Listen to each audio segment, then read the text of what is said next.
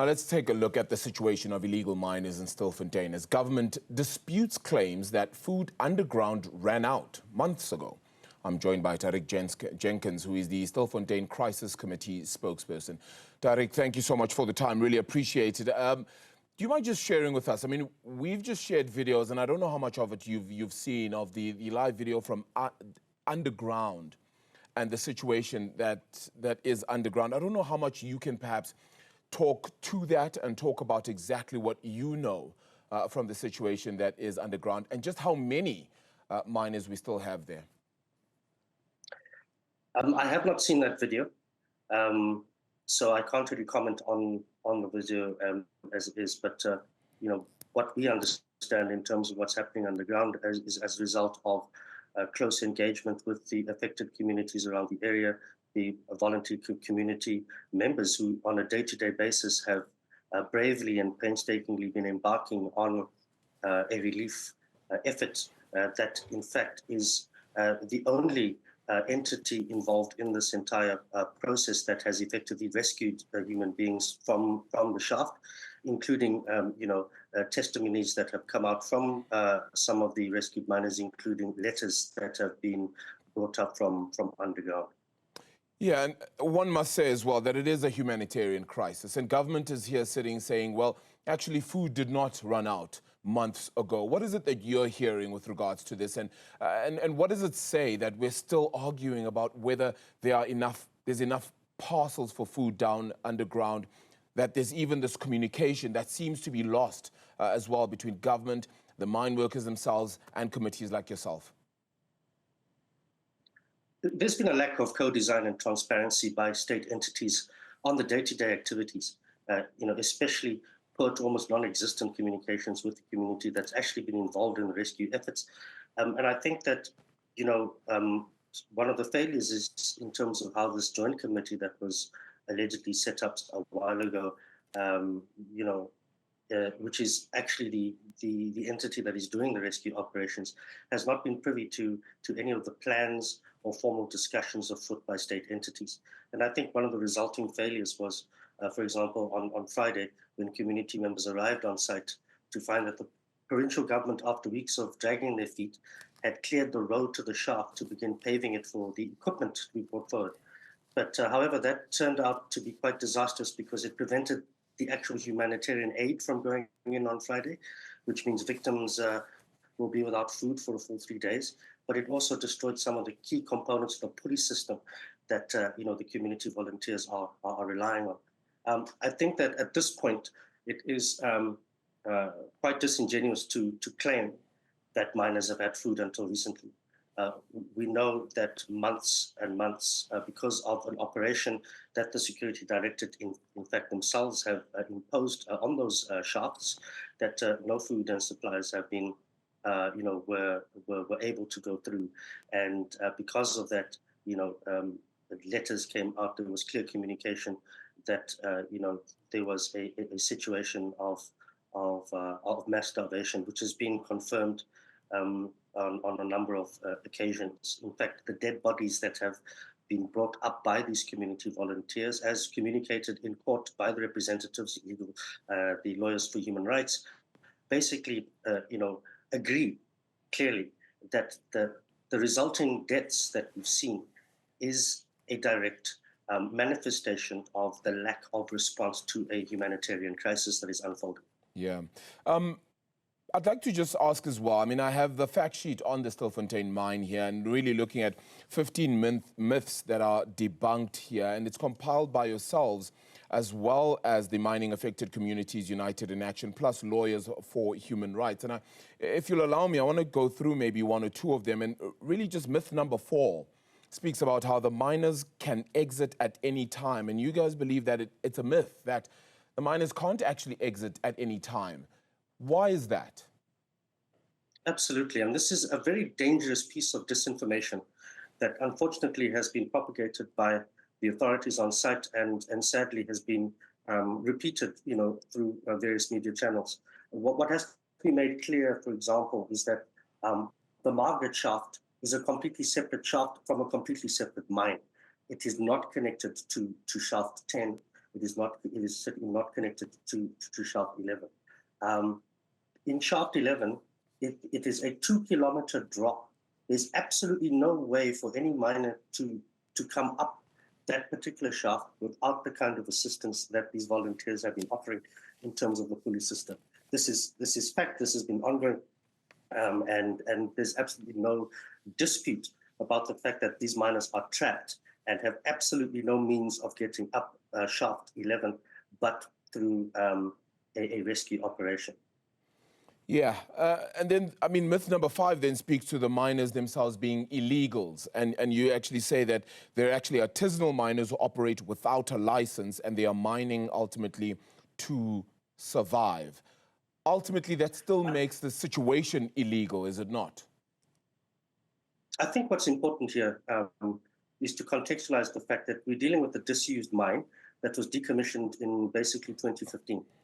And the responsibility in terms of how the decommissioning process must answer to the Act, and in terms of how the mine owner, as well as the department, need to ensure that the decommissioning process is done properly, and that also the communities that are going to be affected by the closure of the mine are actually put through integrated programs in terms of how they'll be able to engage in sustained means of livelihoods. And so what we've seen, because of a completely irresponsible, negligent way of the mine closures, over time has opened up the vulnerabilities for these kinds of activities to ensue, including, syndicates that have been there. We have reports of of people who've been coerced and have been mining underground there for a long time. But what's also really important to acknowledge is that for close to a decade, this has been part of a formal economy that impacts sort of the entire area. And so a lot of the miners there are actually the local people who are part of the community. And yes, there are miners that are coming in from neighboring countries around Southern Africa. But Tauriq, we have to be honest as well here, and I'm very sympathetic to the situation as well, vastly so, and I actually fully agree with you. Baffelfontein's gold mine has acted unlawfully in not doing the rehabilitation process of that mine and closing it properly, as they definitely should have. But we also then have to be honest that there are two illegal acts or criminal acts or wrongful acts that are then being committed. One, yes, it was by Baffelfontein Gold Mine, but now as well by these miners who have illegally entered this mine as well and gone into the situation. Is that fair to say as well on this? Look, I think what's really important here is to establish the fact on the ground is that right now we have a situation of between 300 to 1,000 people who are suffering from mass starvation, to the point where the desperation has exceeded, to the point where deceased bodies, as have been but Tauriq, unfortunately, are being used for sustenance. And yes, I think the important thing here is that all the miners that are coming out from the shaft are coming out from the shaft because they want to live. And they are fully attenuated to the fact that they will be arrested. So the question of whether or not the people that are underground there unlawfully is something that is I think is completely clear. What we are emphasizing here is that there is a humanitarian crisis, and that the degree to which the narrative of criminality and also xenophobia, unfortunately, has also been deployed as a scapegoat in terms of the state's responsibility to intervene to really mitigate the loss of life. And of course, as you say, there are other broader factors that have created this set of circumstances over a period of 10 years, including the mine owner. Yeah, couldn't agree with you more. I think it was just, it's always fair in a situation like this to obviously highlight that, yes, there are wrongful sides to this, and all of them then need to be admitted to as well, so that we can get to the bottom of this. Tauriq, myth number 13. Myth number 13 here is that the media is reporting everything accurately. And the belief here is that the media reporting is not always accurate and does not illustrate the full picture. Please paint the full picture for us. What are we missing? Look, I think what we're missing, one, is the fact that we are in a crisis situation. where people are starving in a desperate situation, and an immediate intervention is required. Otherwise, we are looking at a human catastrophe. That's beckoning. In terms of the disinformation that I think community members have been very concerned about, for example, is the extent to which the double criminalizing of the people in the mines has impacted on a particular kind of narrative that these are terrible individuals. They deserve what they deserve their fate, and that the South African Police Service and the government is doing whatever they can in appropriate ways to deal with the situation.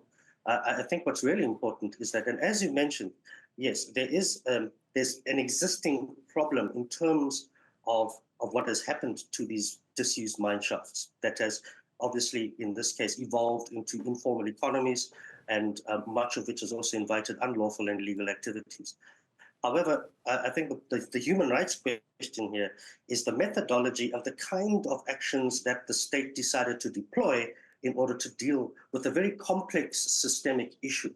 And in this case, was literally to close up the mine, stop exits and entrances, and then limit food and in this case medication, including ARVs and essential supplies, to an entire community that is based underground, to the point that we've reached. And I think the idea of a calculated, instigated, sort of operation to basically starve human beings, irrespective of what their circumstances may be, and irrespective of what their illegal status may be, in our views, is against the Constitution, and it's unlawful, and also it ostensibly is a violation of international humanitarian law. Tauriq, this is it's a situation that's, of course, gone on for quite some time. We need to find an end to it. We need to rescue all these miners and close, ultimately, that mine as much as possible, and all the other mines, in fact, that aren't rehabilitated correctly and done correctly in all of this. At this stage, we're obviously dealing with this humanitarian crisis as well. And that's, I think, as you said, still a really, really big one. How do we actually deal with that situation right now, as of this moment? Are we looking at more involvement then from government as well, which of course is a court case on its own, which seemingly hasn't gone too far, and perhaps greater help for the people underground as well? This is a very good question. Key to this is the fact that the lawyers for human rights are pursuing constitutional court action. This is going to be escalated to the Constitutional Court, because I think, as I've mentioned, we're dealing with very key and fundamental aspects of that underpin our Constitution. I think that this basically is symptomatic of a larger problem, and I think, as one would understand, when we're dealing with these kinds of actors, this particular kind of industry, it's one thing to target poor working class Black communities that are working in the mine, but then we need to ask the question, who are in fact the beneficiaries? Where does the power lie? And it is within that context that I think justice also needs to be pursued and should prevail. We hope it does prevail. The sooner the better. Surely, hopefully, in the next 2 days, in fact, we hope that this situation gets solved. I'm just hopeful. I really am. Tauriq, I'm hoping that the next time we talk as well, we're talking about a different situation slightly when it comes to this as well. But really appreciate your time this Sunday evening. I trust you have a fantastic one as well, hopefully, on the back of this, and that the situation gets solved sooner rather than later. Tauriq Jenkins, Stilfontein Crisis Committee spokesperson. Thank you.